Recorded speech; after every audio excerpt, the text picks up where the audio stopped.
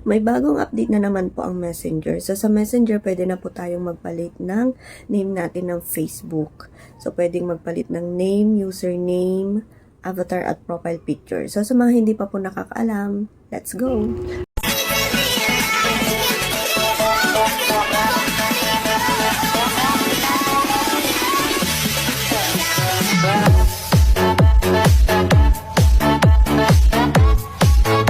Punta po tayo sa Messenger natin. Open po natin. Tapos, punta po tayo dyan sa 3 lines sa taas.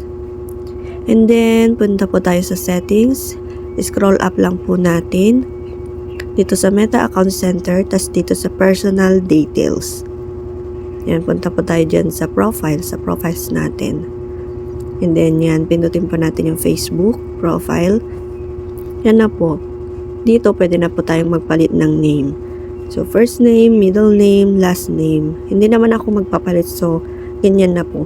Like sa Facebook, sabi dyan na if you change your name, you can change it again for 60 days. Dapat sure po tayo kung ano yung ilalagay natin kasi after 60 days pa tayo pwedeng magpalit. So, dito pwede rin po tayong magpalit ng profile picture. Ayan, pili lang po tayo ng picture natin. So, ganun lang po. Pwede na po tayong magpalit ng details or name natin dito sa Facebook man or sa Messenger. Thank you for watching and don't forget to like, comment, and share.